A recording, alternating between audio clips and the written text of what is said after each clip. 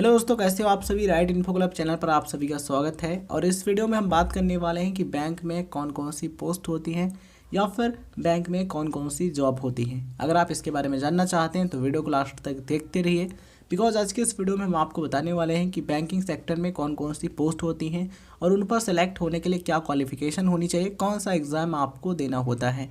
सारी इन्फॉर्मेशन आपको इस वीडियो में मिलेगी, बस आप वीडियो को लास्ट तक अच्छे तरीके से देखते रहिए। तो चलिए दोस्तों, सबसे पहले हम बात करते हैं हाईएस्ट पोस्ट की। देखिए, अगर हम बात करें मैनेजरियल पोस्ट की तो बैंकिंग सेक्टर में जो हाईएस्ट पोस्ट होती है वो होती है मैनेजिंग डायरेक्टर यानी कि एमडी, सीईओ यानी कि चीफ एग्जीक्यूटिव ऑफिसर की। ठीक है, तो एमडी एंड सीईओ ये जो पोस्ट होता है हाईएस्ट पोस्ट होता है बैंकिंग सेक्टर का। इसके बाद आता है जनरल मैनेजर का पोस्ट, फिर आता है चीफ जनरल मैनेजर का पोस्ट, फिर आता है डिप्टी जनरल मैनेजर का पोस्ट, उसके बाद आता है असिस्टेंट जनरल मैनेजर का पोस्ट, फिर आता है चीफ मैनेजर का पोस्ट, फिर branch manager, assistant manager, probationary officer यानी कि पीओ का पोस्ट। ठीक है, तो ये होते हैं बैंकिंग सेक्टर के पोस्ट। इसके अलावा दोस्तों आता है क्लर्क का पोस्ट। ठीक है, अगर आप क्लर्क बनना चाहते हैं उसके बारे में भी हम आपको बताएंगे, बस आपको वीडियो लास्ट तक देखते रहना है। देखिए, जो सरकारी बैंक्स हैं यानी कि जो पब्लिक सेक्टर बैंक्स हैं, गवर्नमेंट बैंक्स हैं, अगर आप उनमें क्लर्क बनना चाहते हैं तो इसके लिए दो एग्ज़ाम कराए जाते हैं। एक कराया जाता है आईबीपीएस क्लर्क का एग्ज़ाम, दूसरा कराया जाता है एसबीआई क्लर्क का एग्ज़ाम। अब सवाल यहाँ पर यह है कि कौन सा एग्ज़ाम किसके लिए होता है।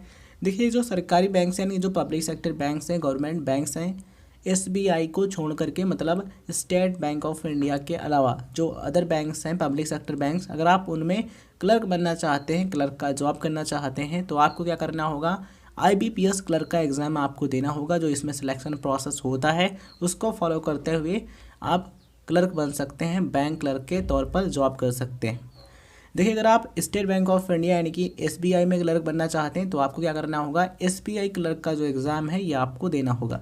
आई होप आप समझ गए होंगे। अगर आपको एसबीआई में क्लर्क बनना है तो आपको एसबीआई क्लर्क का एग्ज़ाम देना होगा। और जो अदर बैंक्स हैं, मतलब जो अदर सरकारी बैंक हैं, गवर्नमेंट बैंक्स हैं, अगर आपको उनमें क्लर्क बनना है तो आपको आईबीपीएस क्लर्क का एग्ज़ाम देना चाहिए।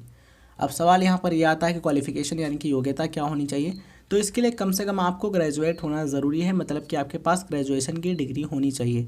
अगर आपने किसी भी सब्जेक्ट में ग्रेजुएशन किया है, किसी भी मान्यता प्राप्त यूनिवर्सिटी से या फिर कॉलेज से, आप इसके लिए अप्लाई कर सकते हैं। आपने चाहे बीए किया हो, चाहे बीकॉम किया हो, चाहे BSc, BTech, BCA, BSc nursing, B pharma या फिर कोई अदर बैचलर डिग्री कोर्स, बस वो मान्यता प्राप्त यूनिवर्सिटी या फिर कॉलेज से होना चाहिए, गवर्नमेंट ऑफ इंडिया से मान्यता प्राप्त होना चाहिए, आप अप्लाई कर सकते हैं। दोस्तों, अगर हम बात करें कि असिस्टेंट मैनेजर या फिर ब्रांच मैनेजर या फिर चीफ मैनेजर, ये जो पोस्ट हैं, अगर आप इन पोस्ट पर सेलेक्ट होना चाहते हैं, जॉब करना चाहते हैं तो उसके लिए आपको क्या करना होगा। देखिए, ये जो पोस्ट है इन पर डायरेक्ट रिक्रूटमेंट नहीं होता, मतलब डायरेक्ट भर्तियाँ नहीं निकलती हैं।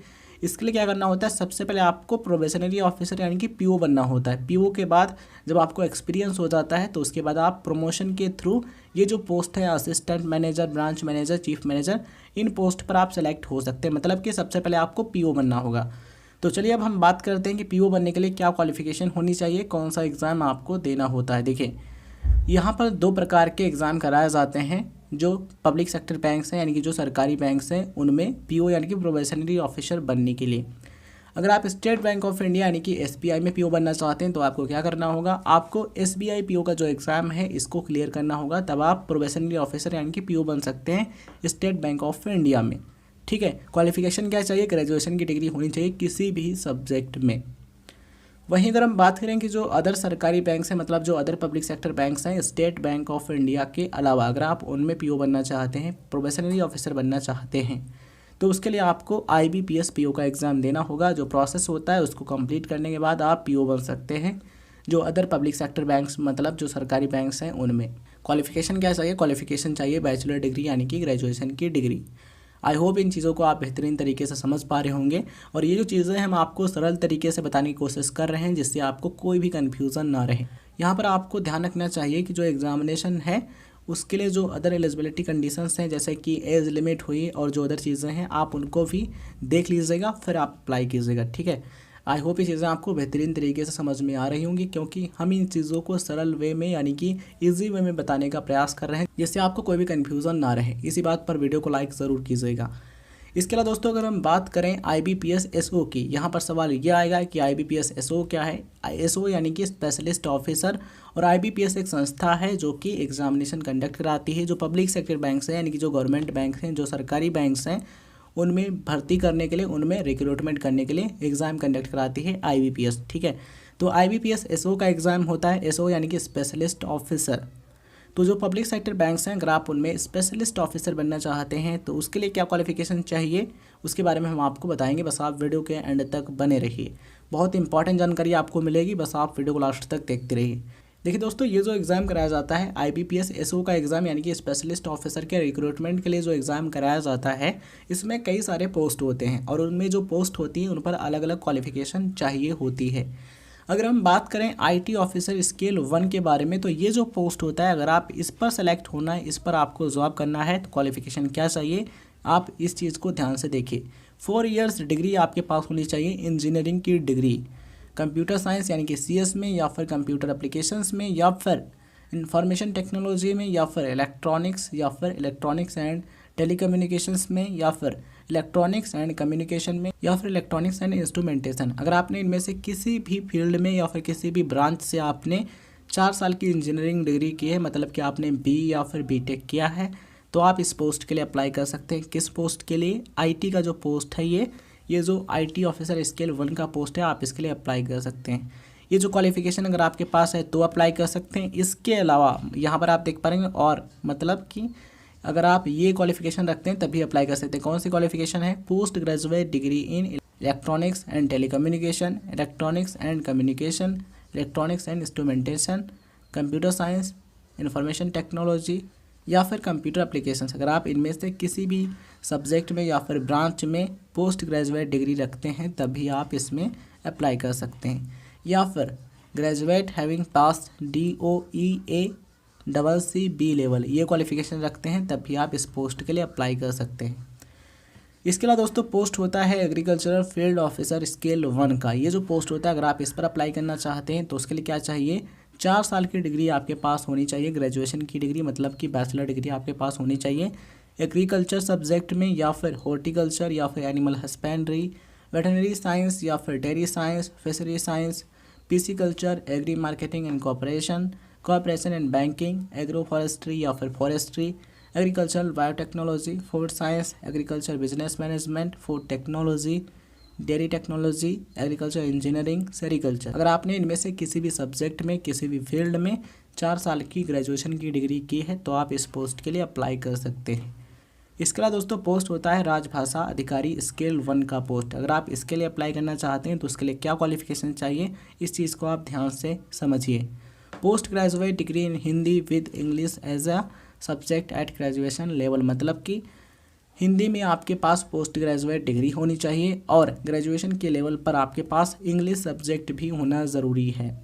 अगर आप ये क्वालिफिकेशन रखते हैं तो अप्लाई कर सकते हैं। या फिर पोस्ट ग्रेजुएट डिग्री संस्कृत, मतलब पोस्ट ग्रेजुएशन की डिग्री अगर आपने संस्कृत में की है तो आप अप्लाई कर सकते हैं। ध्यान रखिएगा, संस्कृत में आपकी पोस्ट ग्रेजुएशन होनी चाहिए और ग्रेजुएशन के लेवल पर आपके पास हिंदी एंड इंग्लिश ये जो सब्जेक्ट हैं ये भी होने ज़रूरी हैं। अगर आप ये क्वालिफिकेशन फुलफ़िल करते हैं तो आप इस पोस्ट के लिए अप्लाई कर सकते हैं। इसके अलावा दोस्तों होता है लॉ ऑफिसर स्केल 1 का पोस्ट। इसके लिए क्वालिफिकेशन क्या चाहिए? बैचलर डिग्री होनी चाहिए लॉ की फील्ड में। तो अगर आपने लॉ में LLB किया है तो आप इसके लिए अप्लाई कर सकते हैं, और इसी के साथ कंडीशन ये है कि आप एज अ एडवोकेट इनरोल होने चाहिए बार काउंसिल में, तभी आप इस पोस्ट के लिए अप्लाई कर सकते हैं। इसके अलावा दोस्तों पोस्ट होता है HR या फिर पर्सनल ऑफिसर स्केल 1 का। अगर आप इसके लिए अप्लाई करना चाहते हैं तो इसके लिए क्वालिफिकेशन क्या है, आप इस चीज़ को ध्यान से समझिए।